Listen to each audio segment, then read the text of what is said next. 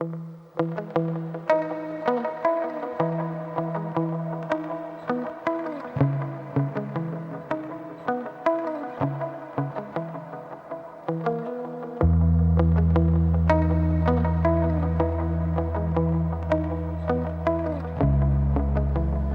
and welcome to the Collaborative's Prevention Works. Today I have Lieutenant Steve Waldo, who's a Department of Liquor Control Education Inspector with us to talk about current alcohol policies, both in the nation and here in Vermont and locally. So welcome, Steve. Thank you very much. I'm glad that you came, because one of the things that I notice is that when people think about drug and alcohol prevention, frequently they're thinking about the programs that organizations like the Collaborative offers, mentoring, substance-free events, or incentive programs like our Refuse to Use program. And people don't really understand how policy work can fit into prevention. So how do policies help reduce the problems of alcohol? Well, actually, policies can take many forms and come from a lot of different areas. The policies that seem to work the best are local ones, because the local policies fit the local need.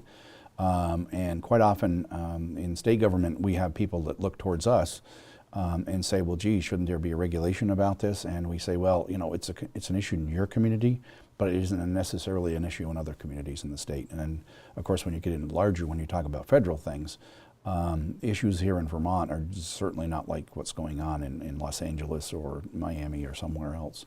So what I always suggest is that take a long look at what you can do locally and see if there isn't something that can be done to help take care of whatever that problem is. Right, and that's why organizations like the Collaborative try to work in smaller and local areas.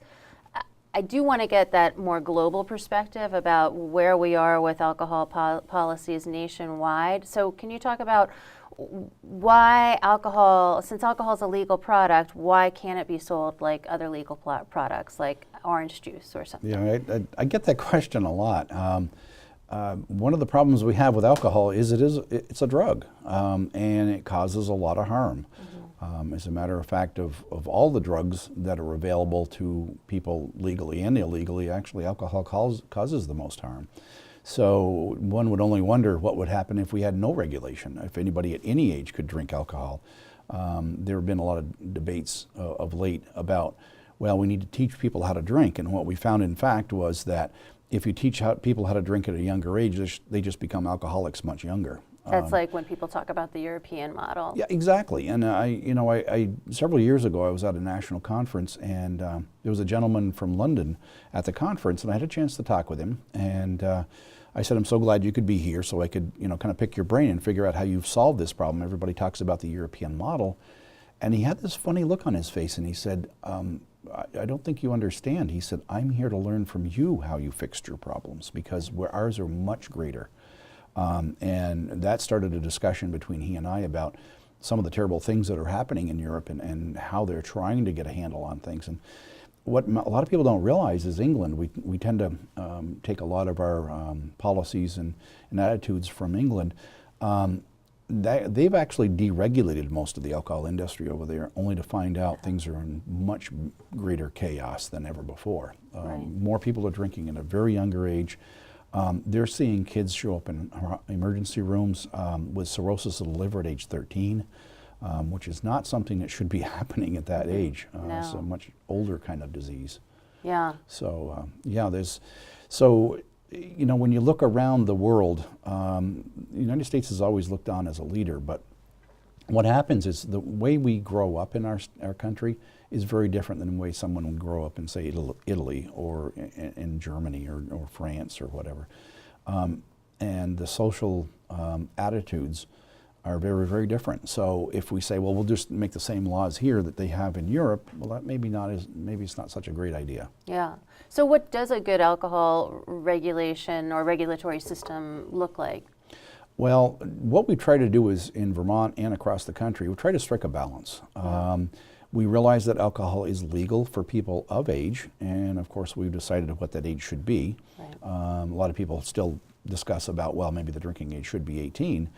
And once you learn the facts of why it's 21, in that the teen brain has not fully formed Yeah. until like 23, 24 years old, that maybe making it younger isn't such a great idea. So we've tried to strike this balance with, if we're going to sell this stuff, let's try to control it. In other words, make it available to people when they need it, without making it super available. What happens if you increase the number of places that sell alcohol in a community? It actually, many studies have shown conclusively that it actually increases the amount of drinking excessively and drinking underage. So maybe having, basically a liquor store on every corner is not such a great idea. And does that matter for whether it's a liquor store or a restaurant or a bar type of a thing? Or? Yeah, actually, that was a kind of an interesting one. I just read a recent study that was talking about what's the difference of excessive use. And excessive use usually is characterized as someone who has a problem with alcohol, Sure. Drunk driving, fights, abusive relationships, that kind of stuff. Right. They were trying to correlate whether having a lot of grocery stores that had beer for sale and a lot of restaurants and bars, whether there seemed to be a difference in the excessive use, and it actually seemed to be more on the bar side. Yeah. So if you had bars on every corner, that was more of a problem. And that was, going back to that gentleman from England, that was one of the things that was so glaring to me, is he said, we decided that rather than have bars scattered all over London, we needed to create an entertainment district and put all the bars in one place. What he said was, we found that we had all the drunks in one place all of a sudden, because Right. people could actually overconsume and stagger from one place to the next, to the next, to the next. Right. And he said that turned out to be, what on its face sounded like a great idea, turned out to be a disaster. Yeah. Well, and people do say that alcohol regulation can be bad for business. So Well, of course it's, that's, I don't mean to make light of it, but of course it's bad for business. Some people would say, I just want to be able to sell more alcohol and it's great for business. And well, I don't think so. I think selling alcohol to somebody who's of age and is going to use it responsibly is not an issue. But unfortunately, because of the drug and the nature of what it does, people drink it underage, and people drink it who really shouldn't. Yeah. Vermont has quite a history with trying to strike a balance. We still have a law in the books that allows for something called a blacklist, which is a family member could go to the select board and ask that a decree be signed by the select board banning this person, their husband, father, grandmother, whoever it happens to be, Yeah. ban them from ever drinking any alcohol in that town. Wow. I And had what no they idea. would do, and what they would do, that was one of my duties when I first came on in 1981, Yeah.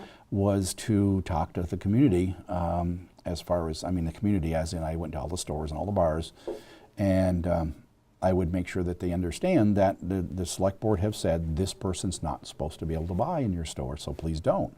Yeah. And that blacklist is still on the books. That's interesting. It's like the bad checklist or something yeah. up at a register. It's like a wanted poster. Yeah, and Yeah. I don't, we're not into labeling people or No. anything like that.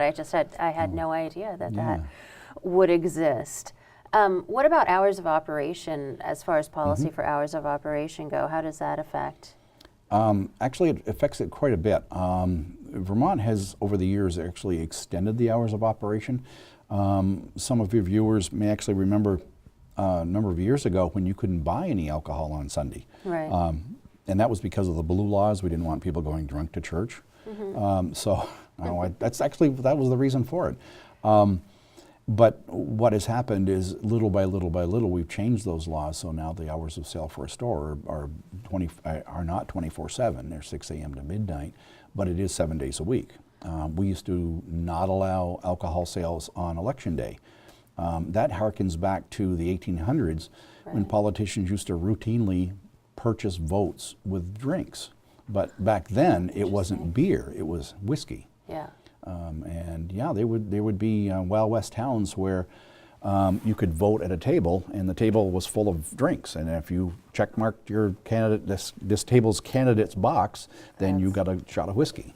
So that was the way they garnered Well, thankfully votes. that reward system is over. Yeah, thankfully. What about the hours of operation for some of our surrounding towns? There's so many border towns to New York, Massachusetts, New Hampshire. Is there an implication with hours of operation for those states versus Vermont? Yeah, and actually there's something that you may not be aware of. I had a conversation about 2 weeks ago with some folks from our border area in New York.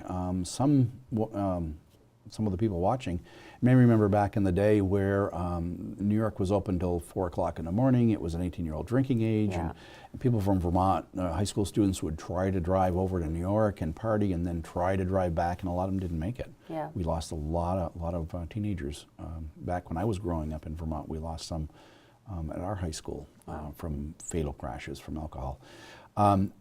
And that was something that just was always there. It was the 4 o'clock closing, and Vermont was always closing at 1 o'clock sometimes. Now it's 2 o'clock in the morning. But we had that 2-hour disparity, and of course people leaving a bar in Vermont at 2, they'd try to drive to New York for the last drink, and a lot of them didn't make it back. Even though they were of age, they were still were inebriated and shouldn't be driving. Well, that conversation I had just 2 weeks ago was with some folks that own businesses in bordering counties in New York, and they've actually decreased their hours. Their hours are now the same as Vermont. Oh, that's Because great. they had actually seen too many highway deaths, Yeah. and they realized what the problem was, so they made it the same. Now, going all the way across the state onto the New Hampshire border, New Hampshire actually has shorter hours than Vermont. They have 1 o'clock closing. Oh. And what's happened is some of the communities, and you talk community policies, the community of Hartford, which is White River Junction and Quechee, and the community of St. Johnsbury have both put through local ordinances that make hours of sale not exceed 1 a.m. Because of the border exactly. issue, right. People were coming across the border at 1 a.m. And it got so bad that some of the bars in Vermont had to hire off-duty police officers to basically stand guard at the door and say, "No, Mr. Drunk, you are not coming in here." Right. And that's when the select board said, and they were actually petitioned by these licensees, the people that held the liquor licenses. And the reason they went, and some people would say, well, why do you have to go through ordinances? Why did you even go that far? Well, the business people said, well, if I decrease my hours, but my competitor down the street doesn't decrease his hours, he's going to get, I have to stay open as long as he does. If you make it a policy within the town, it's fair for everybody. Right. And that was the whole purpose of doing that, is it made it the same closing hours for everybody in that community. Now, people would say, well, okay, White River Junction, it isn't that far to Woodstock. Well, what we found was that by the time the closing hour arrived in New Hampshire, they couldn't drive anywhere in Vermont within the 2 o'clock closing time. So that 1 o'clock closing actually worked for the communities right on the border, but not so much if you went a little further into the state. Well, and the rural nature of everything else then played a part. Yes. And the policy piece makes sense to me too, like when you were speaking about businesses, you know, that alcohol policy is generally thought of as being bad for business. But if the policy is for everybody, then it's an equal playing field. Exactly. And as you said that, it had an aha moment for me. So what are some responsible policies that towns can have in place to reduce underage drinking, excessive drinking, and the problems that are associated with those things? There's actually quite a few, and I don't want anybody to think that the state has like this laundry list of things, you know, you can check, 1, 5, and 7. That's not what we're trying for. We just have seen communities have problems come up, and they've dealt with them in their own way, and it seems to work. Now, some of the policies that seem to work from one community to another, a number of years ago, we actually had some problems with BYOB clubs, where you could bring your own bottle in, which doesn't have any state licensing requirements at all. As a matter of fact, we had a club like that in Manchester a number of years ago. And they were typically open from 2 a.m. to 6 a.m., which for law enforcement is a huge problem, because generally when the bars close at 2, you've got an influx of people driving the highways. Maybe they're impaired, maybe they're not, but you've got to kind of watch the roads for about an hour. Well, if you have a BYOB club where people are going for entertainment and drinking more, especially if it's their own bottle, they're going to drink whatever they want to drink. as much as they want. What we were finding was DUI crashes at 6 a.m., at 7 a.m., and some of them were actually running into the morning commute crowd, literally, because, you know, and that's one of the reasons why Vermont has said, I think 2 a.m.'s plenty late enough. Right. So is there still BYOB clubs allowed then Last in time we did Vermont? an inventory of the state, we found, I think, 2 or 3, and they were on the Canadian border. Okay. So they kind of disappeared around here. And that goes back to your policy. Rutland City had quite a problem with them. They were all over the place, and the police were going crazy, and I mean, they had to put extra shift on. It was really pretty crazy up there. And so what they did is the town created a licensing requirement for BYOB clubs, and darned if it didn't look exactly like the liquor license application. So you had to be responsible, you had to hire staff, you had to train all, and the BYOB clubs said, well, we're not going to do all that. If we're going to do that, we might as well just get a liquor license. And we said, thank you, took care of our problem. So there are lots of things. Going back to policy pieces, quite often towns, and I've been to several communities, where the select board don't want to put a ban on, oh, let's say there's some kind of a rec hall that's owned by the town, and typically people have wedding receptions there, and they have different functions there, and people want to bring their own adult beverages in to those places for that function. Towns don't want to just outright ban alcohol. Now, some have, but some communities go, well, you know, geez, if they're controlling it pretty well, what we found in those communities works very nicely is if the town has a policy of, if you're going to rent our hall, there are certain things you have to know about. If you're going to be serving alcohol, you've got to have somebody come in with a liquor license, a caterer's license. Caterers bring in responsibility, they bring in insurance, they bring in trained staff, and people that know how to deal with people that should not have the next drink. Which that isn't something that everybody is really good at saying no to, you know, whoever it happens to be. So some towns have said you've got to have an insurance policy that holds the town not liable if something should happen as a result of the party. And what I found when I addressed these select boards, a lot of the boards didn't even know that they could be held liable.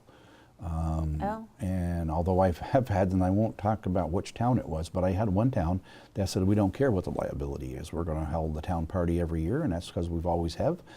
And I said, well, sooner or later, something horrible is going to happen, and the town is going to be liable for that. And they said, well, I don't think so, and it's just always, it's a tradition, and that's the way we are. And actually, somebody did get stabbed at one of those town parties one year, and the select board said, I think that's the end of that. I don't think we need to do that anymore. So we always hope that we can catch it before things get too bad. But sometimes, I mean, it's your community, you can do with it as you wish. State sets broad guidelines, but you know, what may go well in Manchester may not go so well in Montpelier or Burlington, and vice versa. Well, that's true enough, and different towns have different needs. You know, not every town has a town-wide party, but they could possibly have other things that are contributing to the detrimentally with alcohol use. One of the things that comes to mind is alcohol advertising, and policy. So can you talk about policies around alcohol advertising? Yeah. Well, policies around alcohol advertising, and people wonder, what am I talking about? Because we don't have billboards in Vermont, so you don't see the typical, you know, huge Budweiser sign on the outside of town. But we still do have advertising, and it's amazing. One of the things that I do is I talk to different youth organizations, and sometimes one of the things you do is send kids out to do an inventory of their town, and just go into the convenience stores and count the number of either tobacco or alcohol ads, and the kids are just blown away by the number. They said, well, that's just such and such store. Well, they didn't really look at it with an objective eye, because they kind of grew up there with this town, and they went in and got their, you know, candy bars there every day after school or whatever. They didn't realize just how much advertising there was. Well, one of the things around advertising is that if you're going to try to get one store to decrease its advertising, you're going to have to get all the stores to decrease their advertising, because otherwise the stores aren't competing on an even basis with each other, and they really do have, the competition's pretty tough. And stores know If for whatever reason you lose a customer, the chances of them coming back to that store are pretty low. And we found that with liquor license suspensions. When we suspend a liquor license, it may be only for a couple of weeks that they can't sell beer. But what happens is those beer drinkers that normally would be buying at that store, they find another store to buy from, and it's almost impossible to get those customers back. The loyalty turns over to them. Yeah, it does. So regarding advertising, do you have some recommendations for best practices for a policy around alcohol advertising for a municipality or a town? Yeah, one of the things with advertising, the state, well, actually, it's a little confusing for most folks because the states regulate alcohol. The federal government does not. The federal government only regulates the labels that go on and to make sure the product that's inside the bottles isn't killing people. So, you know, they have to check on the formulas, and they have to check the quality of the product and all that sort of stuff. But how it's sold and where it's sold and when it's sold is up to the states individually. So when you look at our advertising regulations, they seem rather ancient because they talk about you can't do anything disparaging to the American flag and very generalistic kind of stuff. Sure.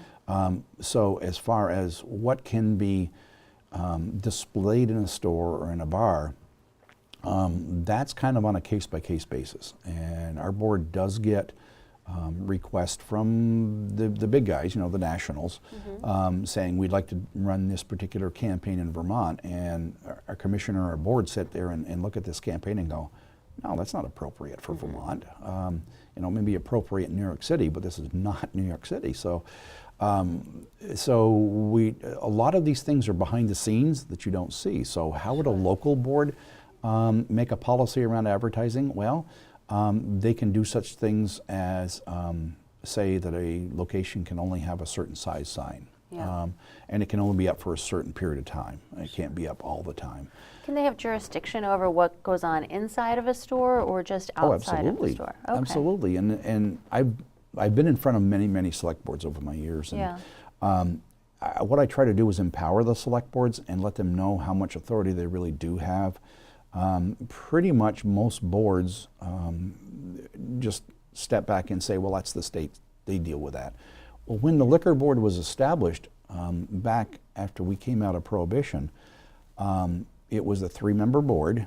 They were appointed by the governor, and they were only supposed to hear the really egregious cases. In other words, if a person went from bar to bar to bar in a community and caused a fatal crash, then because that series of drinking spree, because this guy went on a drinking spree, and it bridged multiple towns, and then the fatal crash happened, it might be cumbersome for one town or more than one town to have hearings about the bar overserved this guy. So in those cases, the state was supposed to take over, and we just pile it all together and deal with it as one case.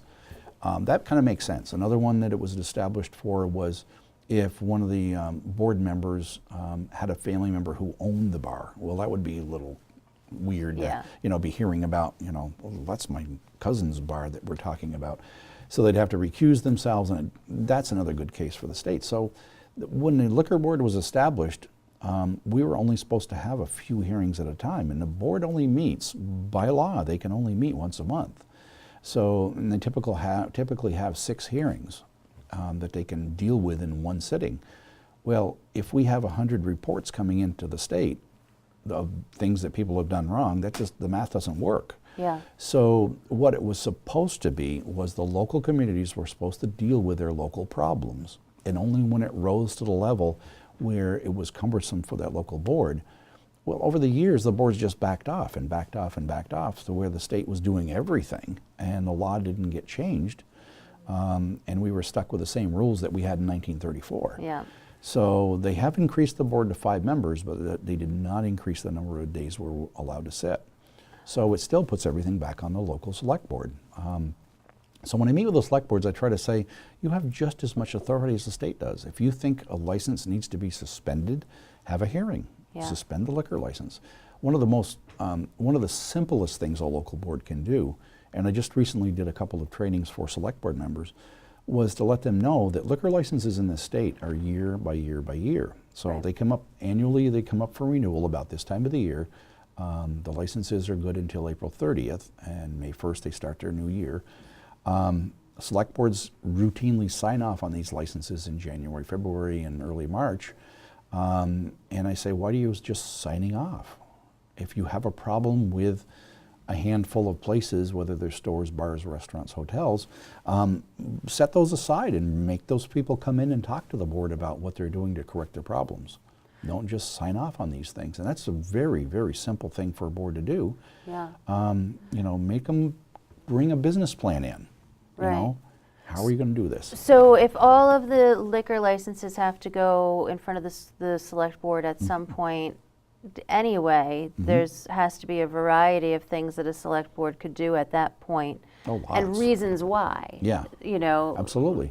to have these interventions. Can you talk about what some of the reasons why might be to have the intervention? Yeah, one case that comes to mind many years ago, and it makes me smile because it was such a it was such a funny case because it started as a result of a neighbor complaining about the music at a bar that was next door to his house. Right. Well, the bar actually predated the house. The bar came first, and then houses popped up around it. Sure. Well, I remember one neighbor complaining about the noise, and one of the select board members said, "You didn't notice the bar sign when you came to look at the house?" Right. But how did we solve that problem? Because they did own the house, and they do have a right to some kind of peace and quiet. So what the bar did is said, well, we'll cut down on the noise. Well, the bands typically, that was live bands, they would typically cut down on the noise for about 2 songs, and then the decibel level went back up again.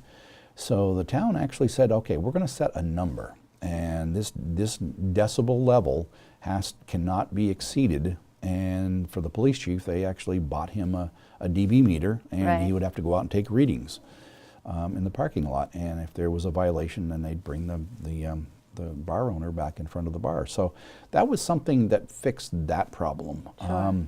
There have been situations where local select boards have said, if you're going to have this type of entertainment, then you're going to have to hire some security. There have been, as a matter of fact, in Burlington, they've actually gone to the extent of having a town policy that if you're going to have entertainment and it's a certain size establishment, then you can't allow people under the age of 21 in the door. Right. Because they found, they've tried to let the college crowd in, the 18 to 21s, or 18 to 20 rather, and they've just found it was just too easy for the seniors in college to slip drinks to their girlfriends who were Right. sophomores. Because once you're in, Yeah. then a whole different set Exactly. of regulations have to happen. Exactly. So that's a community by community kind of situation. Not Manchester wouldn't necessarily have to have an ordinance about live bands in bars on a regular basis, but Right. certainly they can take a look at how many signs are in the places, how the advertising is done. What are the hours of sale? Maybe curtailing the hours of sale, curtailing the hours of entertainment. There's a ton of things that can be done. Yeah. What about, you work a lot with compliance as far as selling and serving alcohol to minors. You do all of the trainings for the servers Yes. and sellers in our area that help them to card and to be proactive with making sure that they're not selling or serving underage people. If a business has been found to be uncompliant with selling and serving, is there any power that a select board has to help with that business? Yeah. I say help because Yeah. you want them to be successful. Exactly, and that's one thing that we constantly battle with our department is people think we do compliance checks to try to catch them, and Right. we're trying to keep you in compliance. It takes quite a bit to get a liquor license to meet all the requirements.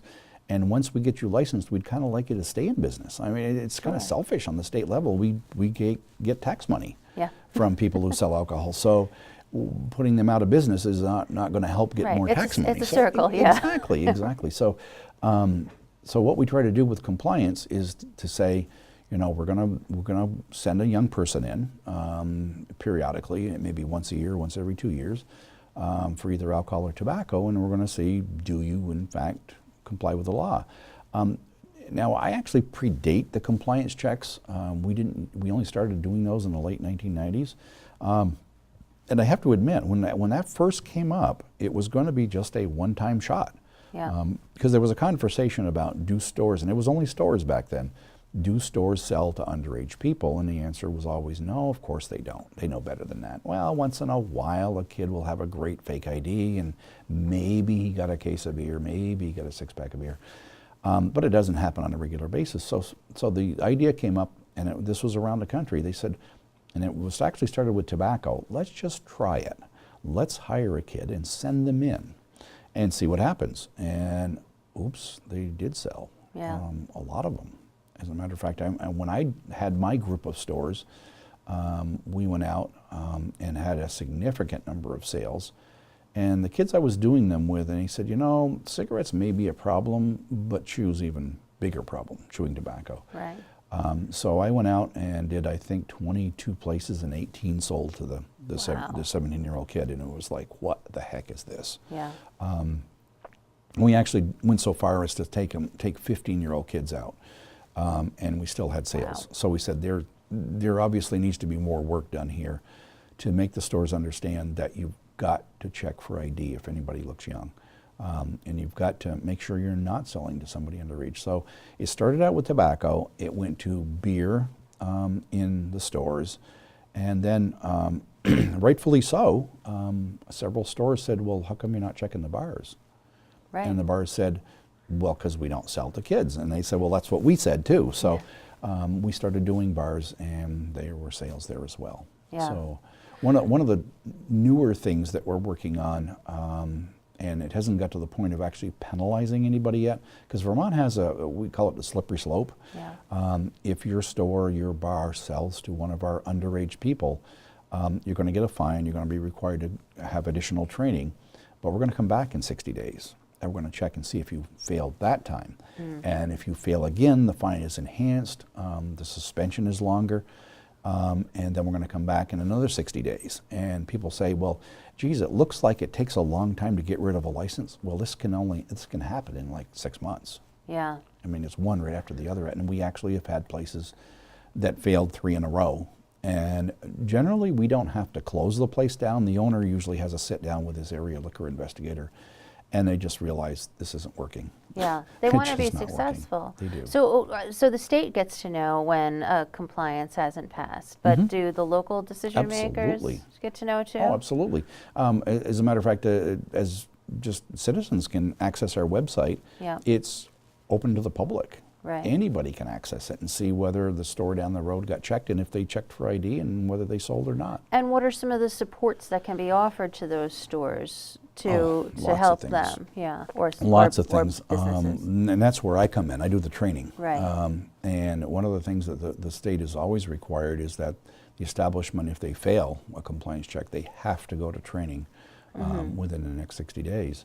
And so they come back in front of me, and these are people I just may have seen just a few months before, Right. and I go, why are you back? Your training's good for 2 years. What are you doing here? Yeah. And I go, oh, something must have happened. Yeah. And but up until recently, and the state has backed off on this, but up until recently, we also required the employee who messed up Yeah. to come in. But what we found was that was kind of, it sounded like a great idea, but most of the employees just got fired anyway. Yeah. So how are we going to, see, the thing is, if you don't go to the seminar, you don't get your license Right. back.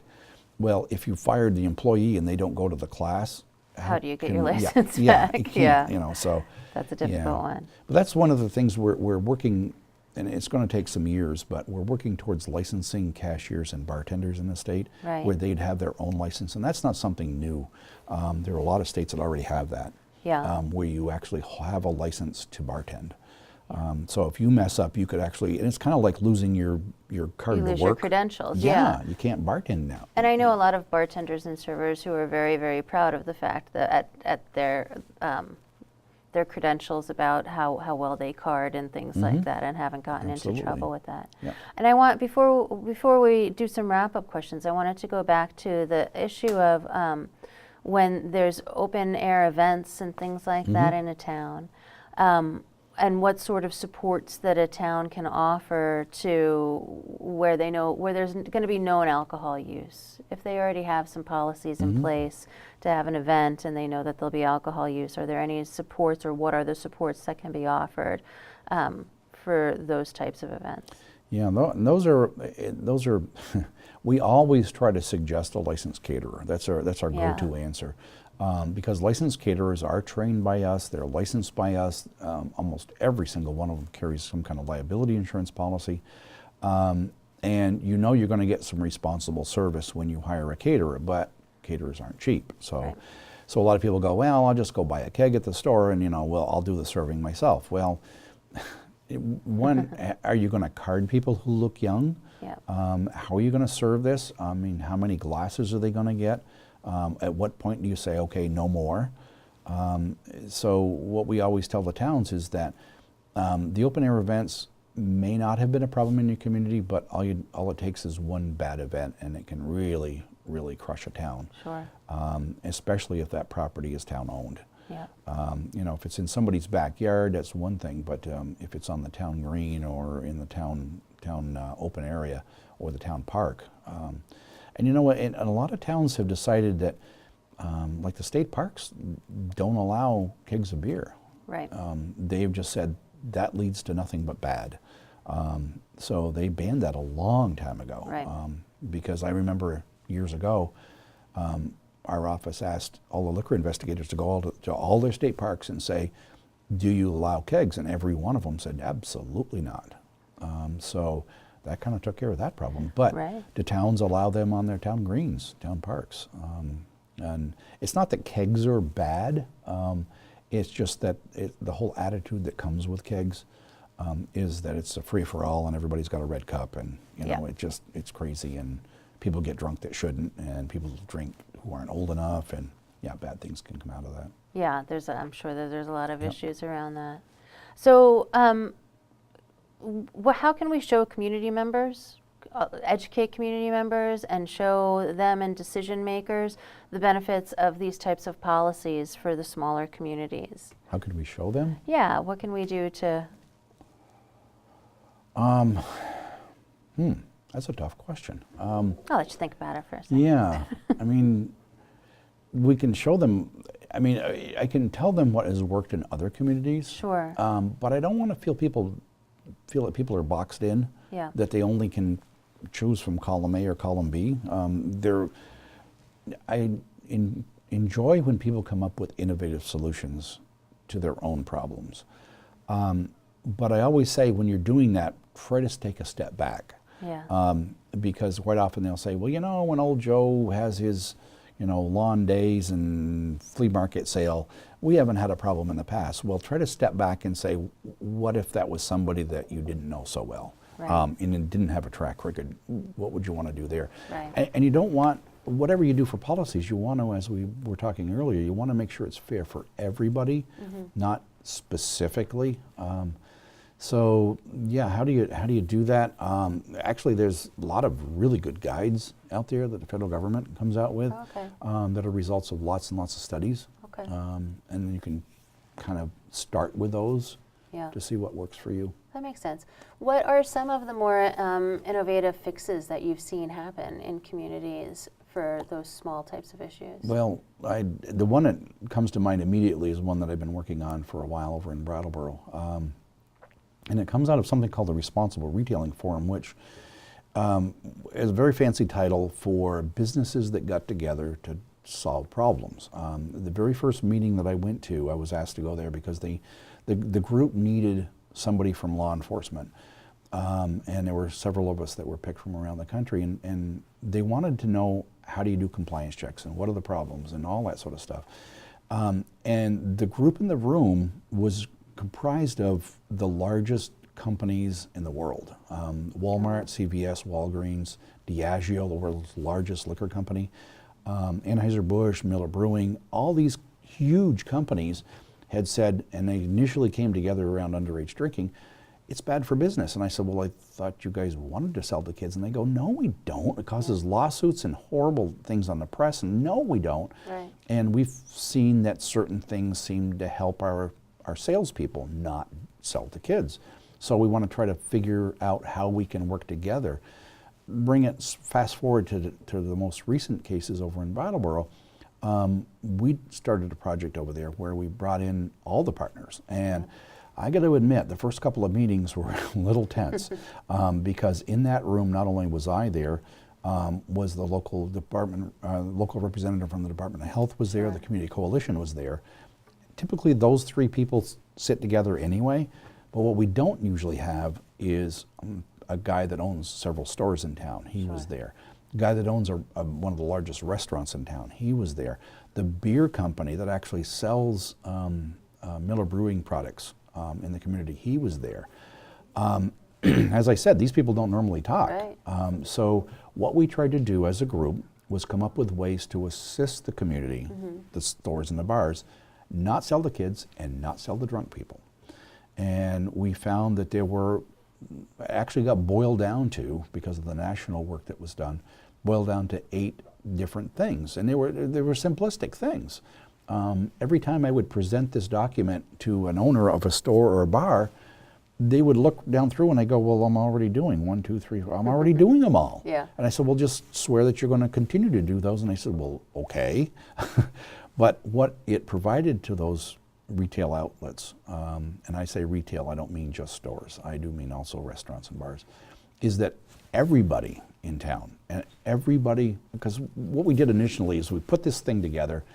That group that I talked about of people that met around the table said, okay, we're going to do this project in Brattleboro. We sent out invitations to everybody and we got 2, maybe 3 responses back. And we said, oh, they don't like it. Nobody's going to come. Well, the beer guy, who he is actually, he's the sales manager for the whole state, he said, you're not going about this right. And we said, what do you mean? This is a great program. And he said, exactly. You've got to sell it like you do any other product. Right.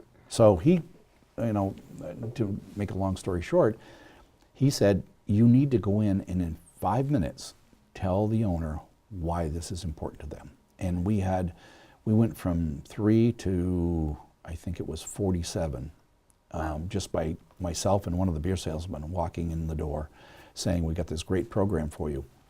Now, how that expanded is that the select board liked it so much that they said, this business policy that has come out of this project, we think it ought to be signed on by everybody that sells alcohol in the Brattleboro community.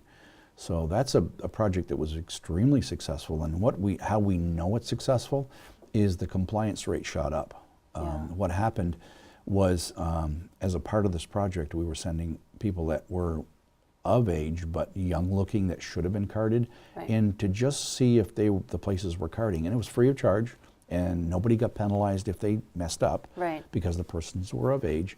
And what that actually did is the state continued to do our underage compliance checks, where we send an underage person in, and we noticed that prior to the project starting, we had a certain number of compliant rates.